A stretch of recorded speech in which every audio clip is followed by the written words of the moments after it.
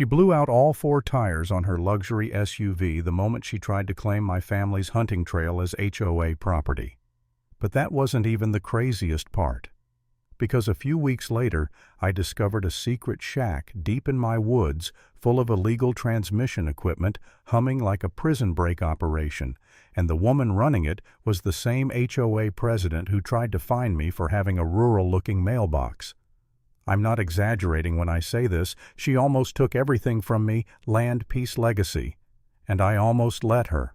I've lived in Redwood Bluff long enough to memorize every tree on my land like old friends. My cabin sits on the back end of a 40-acre stretch my great-grandfather carved out with a mule and axe, and a level of stubbornness the whole family still carries. Cutting straight through that land is our hunting road, a narrow ribbon of dirt and history where I learned to track deer before I learned to read, where my dad taught me how to dress a buck properly, where my grandfather once swore he saw a Civil War scout's ghost wandering at dawn. That trail is ours. Always has been. You don't touch it unless your blood carries the same name mine does. But peace ended the day Maple Crest HOA sprouted like a tumor at the edge of the county line. New people, new rules, new driveways, so clean you could eat soup off them. I assumed they'd stay on their perfect side of their perfect neighborhood, and at first they did. Until she arrived. Her name was Valerie Stroud, HOA president by week 2, tyrant by week 3, clipboard-wielding zealot by week 4. She was the kind of woman who slapped on giant sunglasses like she thought they granted federal authority.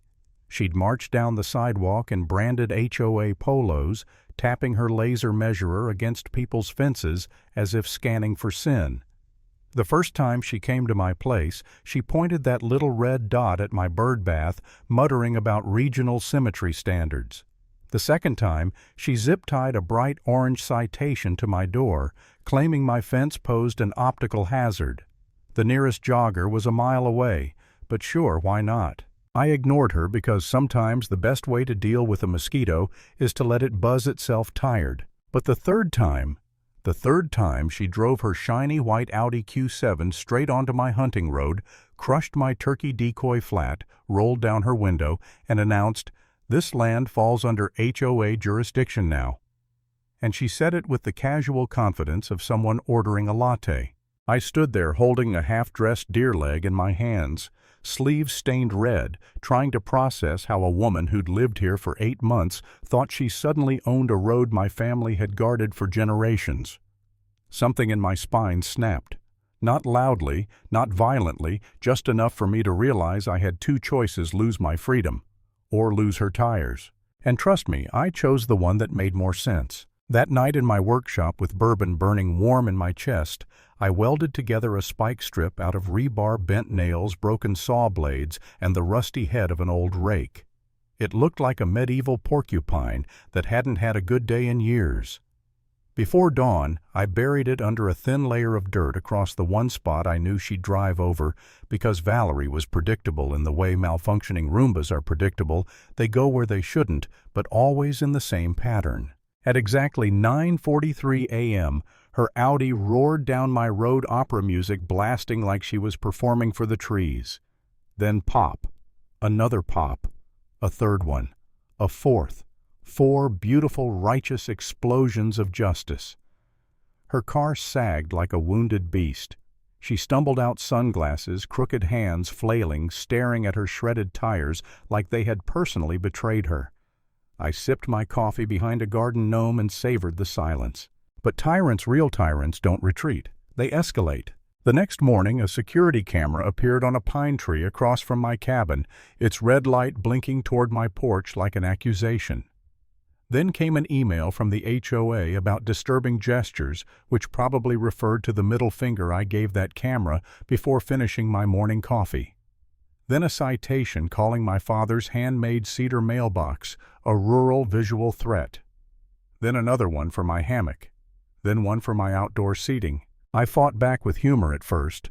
Spray-painted the hammock neon orange, built a bench out of antlers just to spite her. But the joke stopped being funny after a while. Every morning became a checklist. What new rule had she twisted? What new violation had she invented? My land. The quiet place I'd always gone to breathe started to feel smaller every day. And I hate admitting this, but at one point I honestly wondered if I should give up. Sell the place. Start over somewhere no clipboard could reach me. That was the moment I felt truly powerless, like I was losing a war I never agreed to fight. But life has a strange way of waking you up right when you're ready to quit. One night a trail camera of mine went offline. Not battery low offline, removed from the grid offline. I followed a faint blue glow through the trees until I reached a clearing I'd never seen before. There, squatting on cinder blocks like a makeshift bunker, was a shack. A roaring generator sat behind it. Wires ran through the window. A satellite dish perched on the roof. Beside it, a black Chevy Tahoe with Maple Crest tags. It didn't look like an HOA project. It looked like something you'd expect to find in a crime documentary. I needed help from someone who actually knew what they were looking at. Someone smart. Someone fearless. So I knocked on the door of 70-year-old Agatha Doran, a woman who baked lemon bars so good they made grown men weep, and who, as it turns out, had spent 30 years in Cold War signals intelligence. She listened to my story without blinking. Then she simply said, "Finally. Took you long enough to find it." Agatha had already suspected Valerie for months. She'd intercepted HOA emails, traced Valerie's VPN to offshore servers, and watched her haul cases into the woods late at night. Valerie wasn't just a tyrant with a clipboard. She was running an illegal communications hub on private land, and she wanted my trail because she needed access for whatever she was transmitting. We went back to the shack with walkie-talkies moving through the woods like a retired spy and a very confused sidekick. Inside, with a tiny clip-on camera attached to my jacket, I recorded everything. Signal boosters, encrypted modems, mislabeled crates, invoices from overseas vendors with Valerie's name on them. Then I saw a handwritten note taped to the wall. Shipment 3 arrives Friday. Clear trail access required. My trail. That was why she wanted it so badly. It wasn't about aesthetics or safety or community cohesion. It was logistics. She needed my land as part of her operation. I'll admit it, I nearly broke. I sat in my cabin afterward staring at the evidence, wondering how the hell I got into a federal-level mess when all I wanted was to be left alone on my own land. I kept asking myself whether fighting her even made sense anymore. Maybe I should have cut my losses. Maybe I should have left it to the authorities. Maybe I was in over my head. Agatha, with her cardigan and her sharp eyes, interrupted my spiral with one sentence. "You don't beat people like her by stepping back. You beat them by shining a light so bright they can't hide." And as fate would have it, Valerie handed us the perfect stage. The HOA announced an emergency vote for a new amendment, one that would give them full authority over any adjacent natural routes. In plain English, they wanted legal power over my hunting road, over my land, over my history. So we formed a plan. The day of the meeting, homeowners packed the Maple Crest Community Center, whispering rumors of safety issues and trail maintenance. Valerie stood behind the podium in a navy blazer, smiling like she'd already won. "Let's proceed to the vote," she said. I stood up.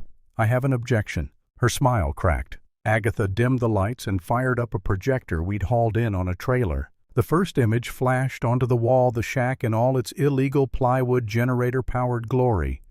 Gasps rippled through the room. Then came the photos of wiring satellite equipment invoices with her name on them. Then a video clip Agatha had extracted from Valerie's own cameras. Valerie dragging a locked metal case into the shack at 2 a.m. Homeowners erupted. "What is that? Is that on our property? My kids hike back there." Valerie raised her hands, sputtering. "This is wildly misinterpreted." But then Agatha projected the final slide, a signal map showing her transmissions pinging off an offshore server flagged by federal agencies.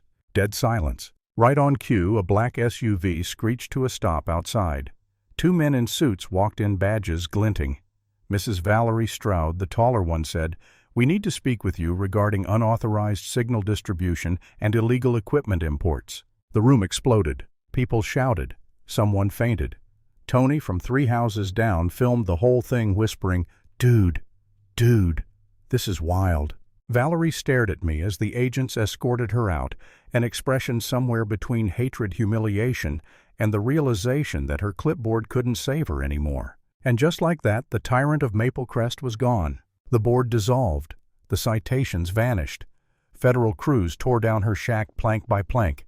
And days later I received a letter from the county declaring my hunting trail a protected rural pathway permanently off-limits to HOA interference. And that's where the story ends. Not with celebration, not with revenge, fantasies, just with justice settling over the land like a long overdue breath. Because the moment Valerie was led out of that room in handcuffs, everything she'd tried to take from me finally came back. Some land is inherited, but some battles you choose to fight, and that's what makes them worth winning.